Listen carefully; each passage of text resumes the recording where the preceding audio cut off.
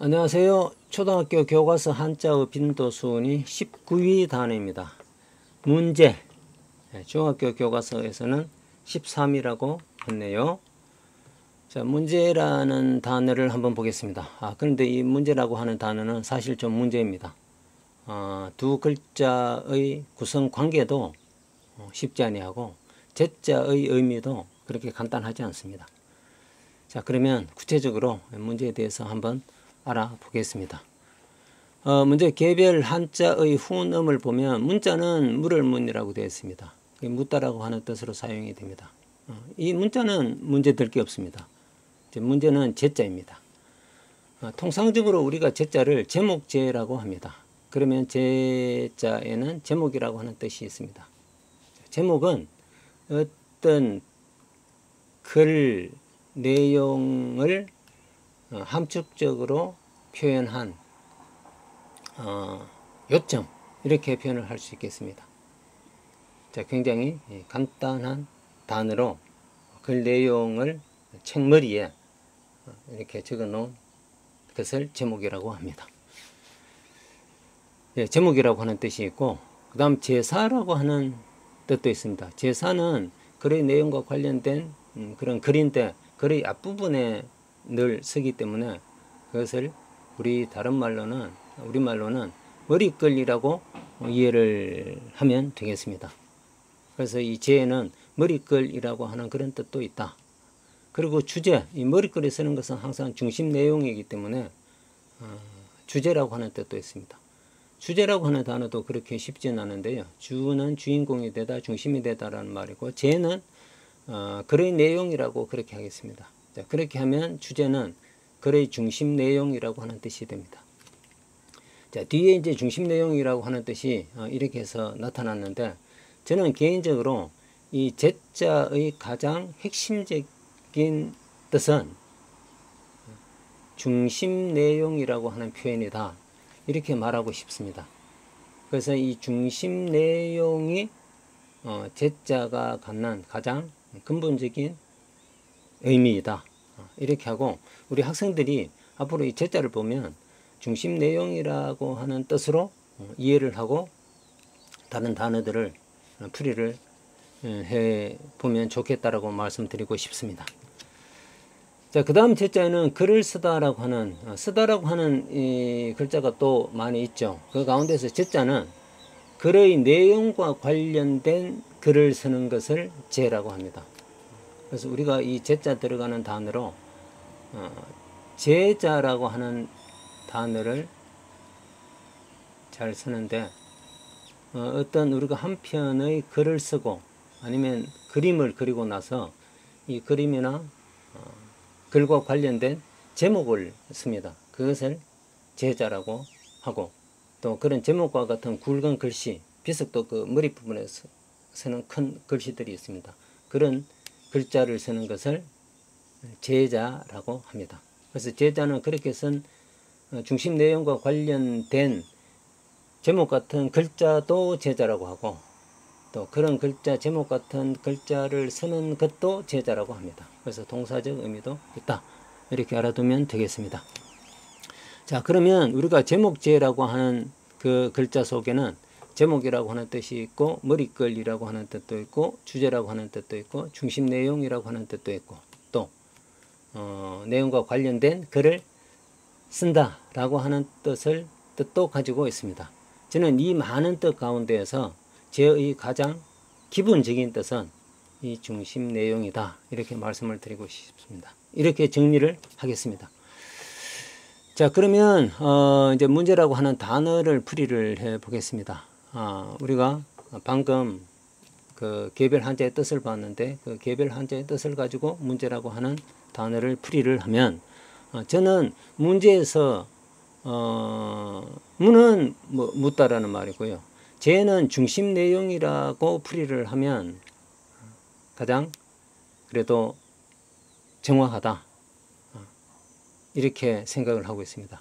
그래서 문제라고 하는 단어를 저는 중심 내용을 묻는 것, 이렇게 풀이를 하는 것이 좋겠다라고 생각을 합니다. 그러면 무는 묻다라고 하는 동사가 되고 제는 중심 내용 해서 문자의 목적어가 됩니다. 그래서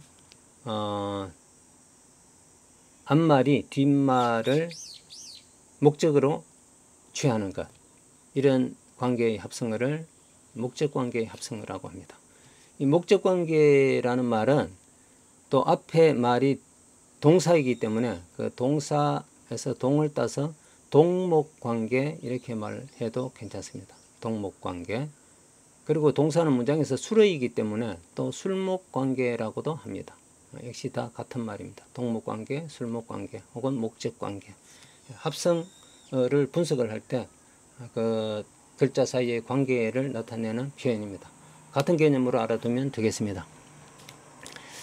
자, 그러면 표준국어 대사전에서는 이 문제를 어떻게 풀이하고 있는지 한번 보겠습니다. 표준국어 대사전에서는 그 세 가지 풀이를 제시하고 있는데 두 번째, 세 번째 풀이는 다 첫 번째 풀이에서 확장된 개념이어서 첫 번째 풀이만 봐도 충분하다라고 생각을 했습니다. 그래서 첫 번째 풀이만 가져왔습니다.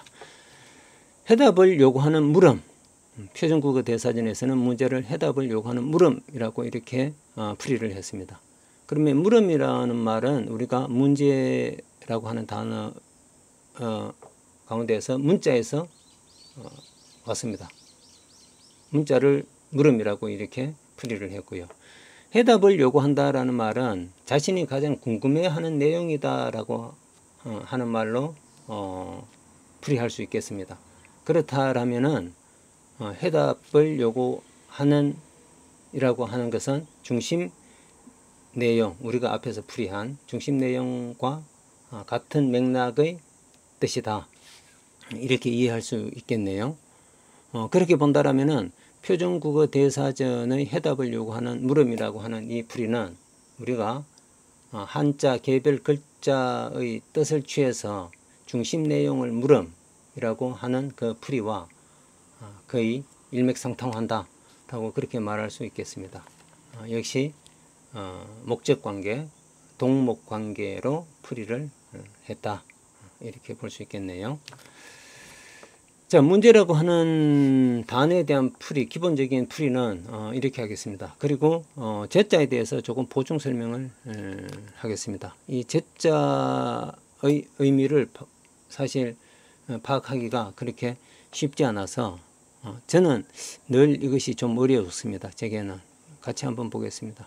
자, 제자를 우선 한자로 한번 써보면 앞에 이 시자를 씁니다. 이것은 시자입니다. 이것이라고 하는 뜻이고 또 옳다라고 하는 뜻도 가지고 있습니다. 옳다. 우리가 시비를 가린다라고 할 때는 옳다라고 하는 뜻으로 사용되었습니다. 시자 오른쪽에 쓴 글자는 혈자입니다. 머리혈입니다. 머리혈. 그러면 이 제자는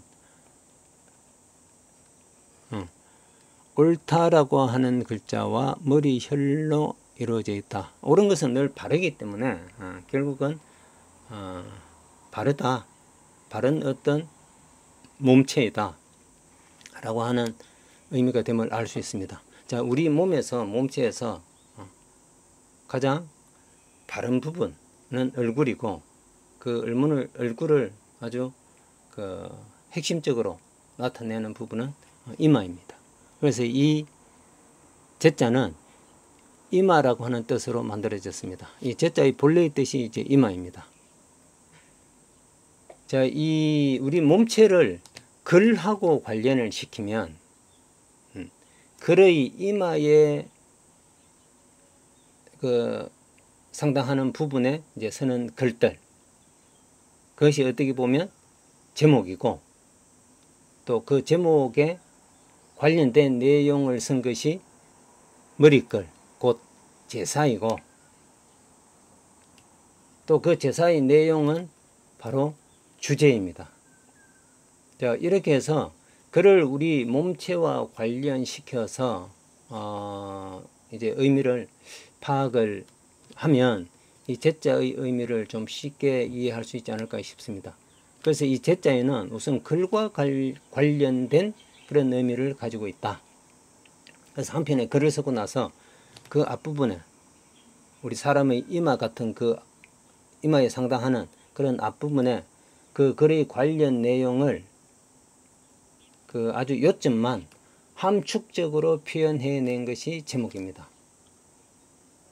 그리고 그 제목 다음에 또 글의 내용 전체 줄거리를 축약해서 쓰는 짧은 글이 있는데 그것이 머릿글 곧 제사입니다. 여기에 또 역시 제자가 들어가 있습니다. 그리고 그 내용이 또 주제이고요. 자, 이렇게 본다라면은 이 제자는 어떤 글의 중심 내용 또는 핵심 내용이라고 정의할 수 있다. 이렇게 말씀드릴 수 있는 거죠. 자, 앞에서 우리가 이 제자의 대표적인 의미를 중심 내용, 핵심 내용이라고 정의를 한 것도 이러한 까닭에 근거한 것입니다. 자, 그렇게 본다면 문제는 바로 그 중심 내용 또는 핵심 내용을 묻는 것이다. 이렇게 풀이를 할 수 있겠습니다. 이렇게 정리를 하겠습니다. 자, 문제라고 하는 단어가 갖는 풀이에 대한 것은 이렇게 하겠습니다. 하고 관련된 한자 순위를 한번 보겠습니다. 우선 문자는 초등학교 교과서에서 60위에 올라 있다고 했고 쟤는 43입니다. 중학교 교과서에서는 각각 71위, 44위 두 자릿수, 다 두 자릿수여서 빈도 순위가 굉장히 높습니다. 자, 우선 문자와 관련된 단어 두 개 보겠습니다. 먼저 질문. 문은 묻는 것이다 라고 했습니다. 우리가 묻는 것을 질문한다라고 하는데요. 그때 질자는 무슨 뜻이냐 하면 질자가 바탕질입니다. 아주 어떤 사물의 근본을 이룬다라고, 근본이다라고 하는 뜻입니다. 그러면 질문이라는 말은 아주 그 근본에 대해서 묻는 거고 근본적으로 묻는 거다. 근본에 대한 해답을 요구하는 물음이다. 이렇게 해석을 할 수 있겠습니다. 질문, 근본적으로 묻는다. 이렇게 근원적인 것을 묻는다. 근원적으로 묻는다. 이렇게 풀이를 하겠습니다. 그리고 방문, 방자는 찾을 방자입니다. 문자는 물을 묻니라고 했으니까요. 어떤 사람을 찾아가서 묻는 것을 방문이라고 했습니다. 우리는 그냥 사람을 찾아가는 것을 방문이라고 하는데 사람을 찾아가면 반드시 그 첫 인사로 묻게 되어 있습니다. 뭘 묻죠? 안부를 묻습니다. 그래서 방문이라는 말은 사람을 찾아가서 먼저 안부를 묻고 그 다음 이제 쭉 이야기를 하는 거죠. 그래서 방문은 사람을 찾아가서 안부를 묻는 것이다. 우리는 그냥 사람을 찾아가는 것을 방문이라고 한다라고 그렇게 알아두어도 괜찮습니다. 그러나 방문이라고 하는 단어에 사용된 문자는 물을 문자다. 안부를 묻는 것이다. 이렇게 이해를 해두면 좋겠습니다. 그 다음 주제라고 하는 제자가 들어간 단어 앞에서 설명을 했습니다. 주는 주인공이 되다 중심이다 라고 했습니다. 제는 글의 내용, 글의 중심 내용이라고 했습니다. 주인공이 되는 글의 중심 내용을 주제라고 합니다. 우리는 글의 핵심 줄거리를 주제라고 하죠. 그 다음 제목, 어떤 글을 쓰고 그 글의 내용과 관련해서 눈목자인데 눈목자는 항목, 요점이라고 하는 뜻을 아울러 가지고 있습니다. 확장된 개념입니다. 자, 그렇게 본다라면은 제목은 글의 내용의 요점을 함축적으로 나타낸 것이다. 그렇게 표현을 할 수 있겠네요. 각각 217위, 259위에 올라 있는 단어입니다. 예, 문제라고 하는 단어에 대한 풀이 이 정도로 하겠습니다. 자, 복습 단계로 연습 퀴즈 한번 풀어보겠습니다. 문제의 문과 다른 글자를 쓴 단어는 어느 것일까요? 그러니까 문제의 문과 문이 같지 않은 것.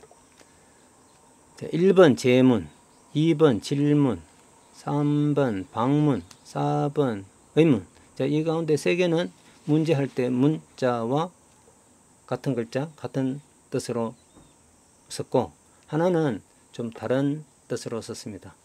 하나는 글이라고 하는